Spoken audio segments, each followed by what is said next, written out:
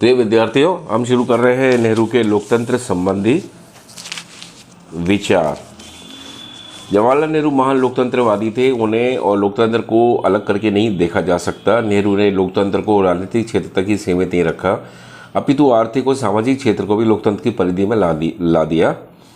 इस प्रकार नेहरू के लोकतंत्र संबंधी विचार बहुत व्यापक हैं, जिनका अध्ययन हम इस प्रकार कर सकते हैं। नंबर 1, लोकतंत्र एक व्यापक और गत्यात्मक गतिशील अवधारणा। नेहरू ने लोकतंत्र को एक स्थायी अवधारणा के रूप में नहीं, अपितु एक ऐसी निरंतर गतिशील अवधारणा के रूप में स्वीकार किया है जो लगातार बदलती सामाजिक आर्थिक परिस्थितियों के संदर्भ में स्वयं को विकसित एवं समृद्ध बनाने में समर्थ है। इसलिए समय के साथ लोकतंत्र के अर्थ का विस्तार होता रहा है। इसके अतिरिक्त नेहरू का मानना था कि लोकतंत्र एक व्यापक धारणा है। ये राजनीतिक, सामाजिक तथा आर्थिक तीनों अवधारणाओं का संयुक्त रूप है। दूसरा है नेहरू का लोकतांत्रिक आचरण। वे सिद्धांतता और व्यवहारता दोनों प्रकार से लोकतंत्रवादी थे। वे स्वयं लोकतांत्रिक आचरण की पराकाष्ठा थे।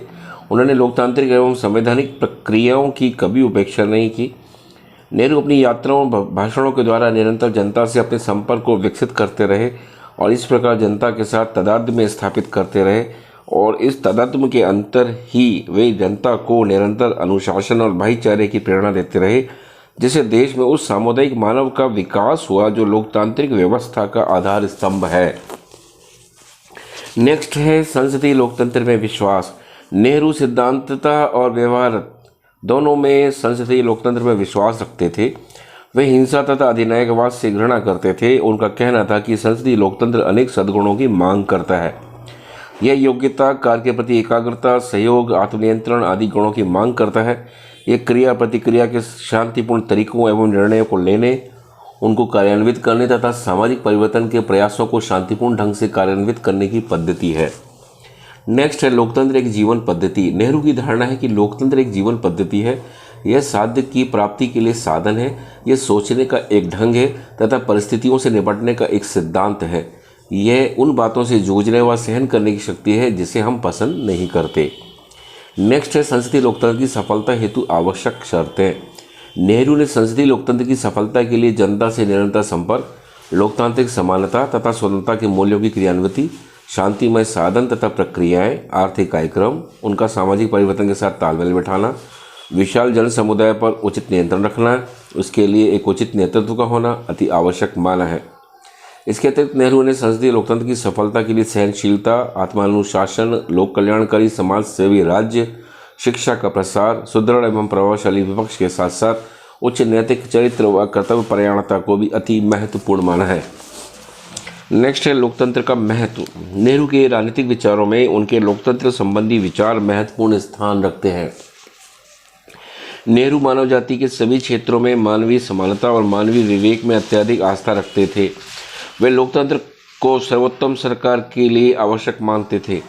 भारत में संवैधानिक लोकतंत्र की स्थापना में नेहरू का अतीव योगदान रहा है। उनके अनुसार लोकतंत्र का आशय केवल उनकी बातों को सहन करना ही नहीं है जो हमसे सहमत है, बल्कि उनकी बातों को भी सहन करना है जो हमसे सहमत नहीं है।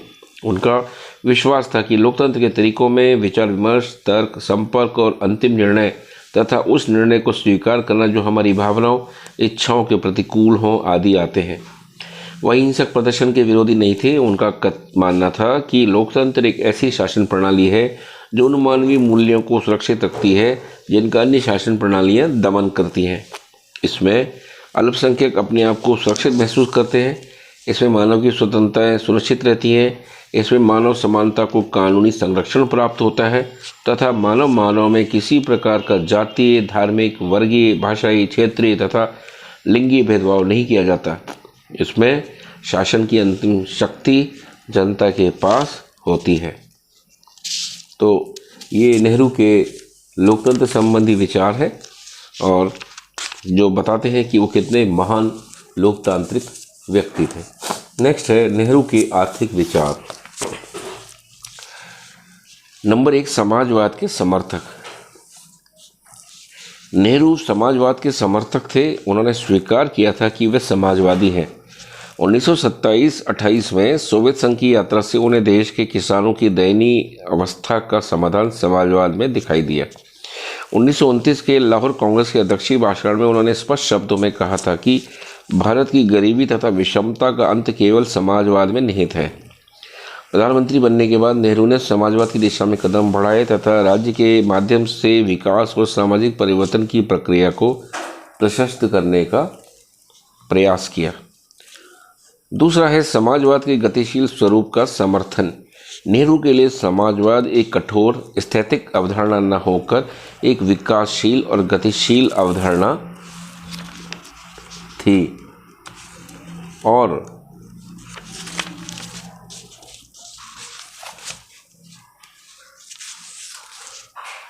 वो सोचते थे कि स्वयं उनके शब्दों में, मैं समाजवाद को एक उन्नतिशील गतिशील अवधारणा के रूप में देखता हूँ। मैं इसे एक कठोर अवधारणा के रूप में नहीं देखता।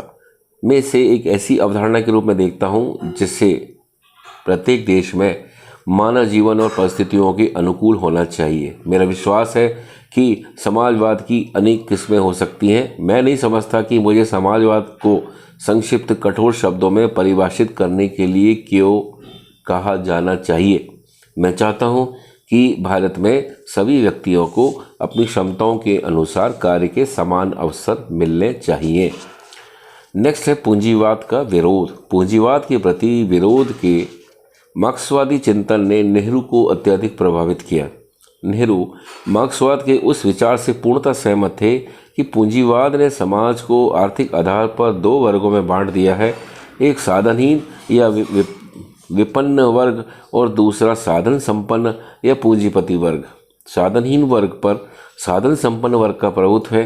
जब तक पूंजीवादी आर्थिक व्यवस्था किसी समाज में रहेगी, उस समाज में वास्तविक लोकतांत्रिक राज्य की स्थापना नहीं हो सकती। इस आधार पर वे स्वीकार करते थे कि पूंजीवादी आर्थिक प्रणाली ही आधुनिक साम्राज्यवाद अंतर्राष्ट्रीय तनावों का प्रमुख कारण है। नेक्स्ट है आर्थिक समस्याओं के प्रति यथार्थपरक दृष्टिकोण। नेहरू ने आर्थिक समस्याओं के प्रति यथार्थपरक दृष्टिकोण को स्वीकार कर लिया।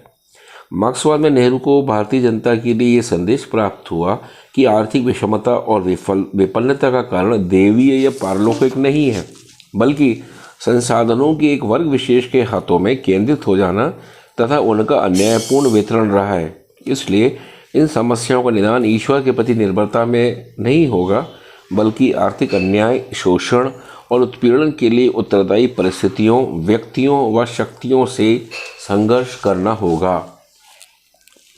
नेक्स्ट है योजनाबद्ध विकास। पंडित नेहरू योजनाबद्ध विकास, प्लान्ड इकोनॉमी के द्वारा भारत की आर्थिक एवं सामाजिक प्रगति करने के पक्ष में थे और प्रधानमंत्री बनने के बाद उन्होंने ऐसा करने के लिए ही कदम उठाए।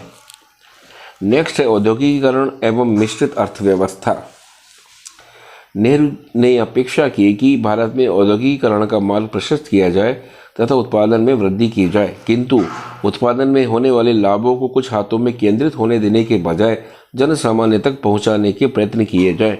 इस दृष्टि से देश के औद्योगिकीकरण को तो उन्होंने आवश्यक माना, किंतु साथ ही राज्य से अपेक्षा की कि वह औद्योगिकीकरण को ऐसी दिशा प्रदान करे जिससे उत्पादन और वितरण की एक न्यायसम्मत प्रणाली को विकसित किया जा सके। इस हेतु उन्होंने मिश्रित अर्थव्यवस्था को अपनाने पर बल दिया। उनका विश्वास था कि बड़े और आधारभूत उद्योगों के लिए राष्ट्रीयकरण के माध्यम से देश में औद्योगिक विकास का आधारभूत ढांचा तैयार होगा।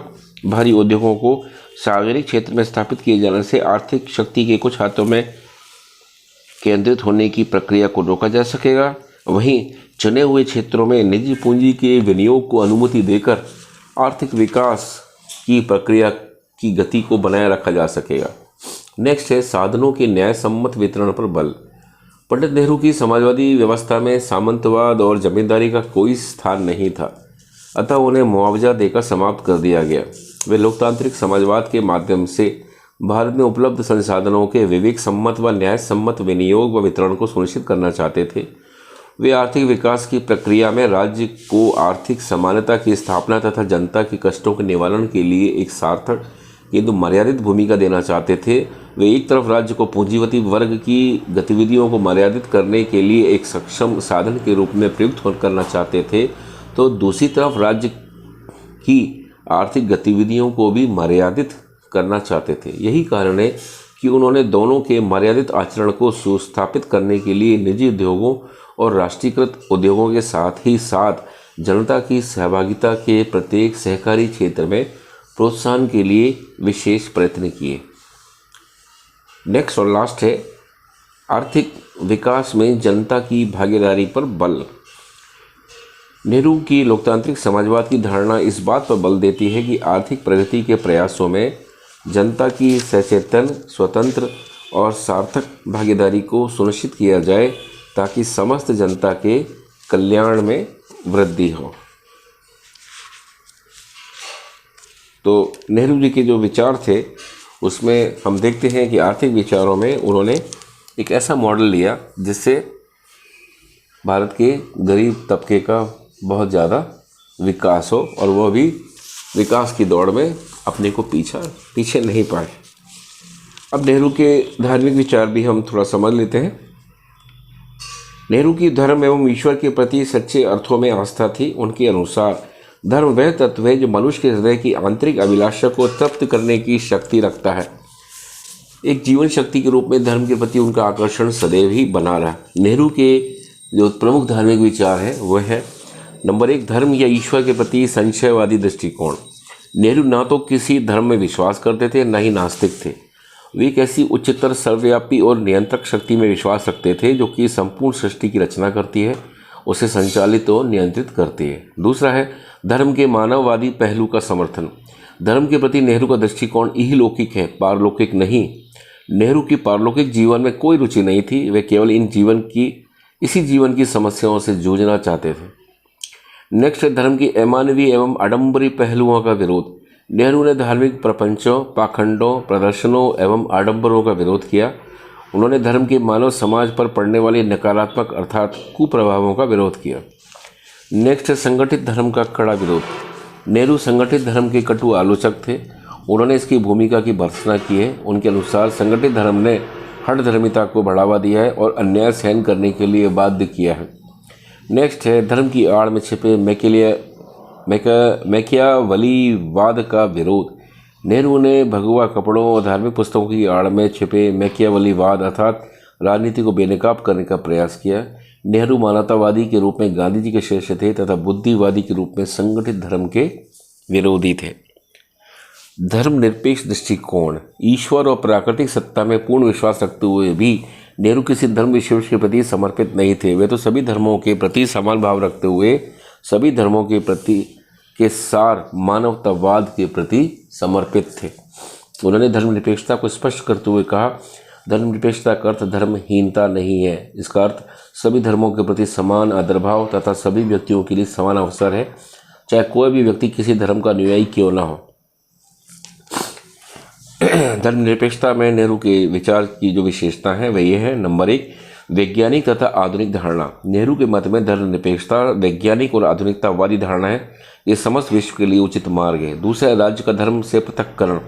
राज्य को सामाजिक हित, सामाजिक सुधार, शिष्टाचार, स्वास्थ्य व सार्वजनिक व्यवस्था के हित के प्रसंगों के अतिरिक्त व्यक्ति के धार्मिक कार्यों में हस्तक्षेप का प्रयास नहीं करना चाहिए। नेक्स्ट, राज्य द्वारा धार्मिक आधार पर नागरिकों से भेदभाव नहीं। राज्य को धर्म के आधार पर अपने नागरिकों के मध्य किसी भी प्रकार का भेदभाव नहीं करना चाहिए। नेक्स्ट, धार्मिक सहिष्णुता। व्यक्ति को अपने अंतःकरण और विश्वास की स्वतंत्रता का पालन करते हुए अन्य धार्मिक विश्वासों के प्रति सहिष्णुता और सौहार्द का भाव रखना चाहिए। नेक्स्ट, रूढ़िवादिता तथा मताग्रही दृष्टिकोण से मुक्ति। धर्म के प्रति मताग्रही दृष्टिकोण नहीं रखा जाना चाहिए। धार्मिक विश्वासों के रूप में प्रचलित ऐसी रूढ़ियों को जो समानता, मानवीय गरिमा, न्याय व बंधुत्व के आदर्श से असंगत हो, अस्वीकार करने के लिए व्यक्ति को तत्पर रहना चाहिए। नेक्स्ट है धर्मनिरपेक्ष दृष्टिकोण को सामाजिक जीवन के अन्य क्षेत्रों में भी व्याप्त किया जाए।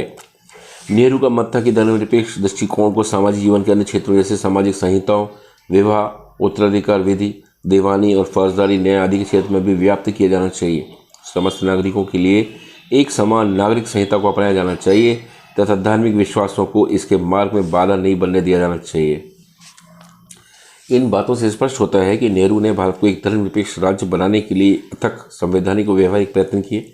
एक तरफ उन्होंने राज्य को धर्म से पृथक किया तो दूसरी तरफ समाज में सांप्रदायिक सौहार्द, धार्मिक सहिष्णुता की भावना को विकसित करने का प्रयास किया। तो प्रिय विद्यार्थियों, आपको ये आज के हमारे दोनों कहना चाहिए पार्ट पसंद आए होंगे और आप लोग जो है पढ़ाई और जोर शोर से करें और अपने विचार जो हैं वो भेजते रहें। धन्यवाद।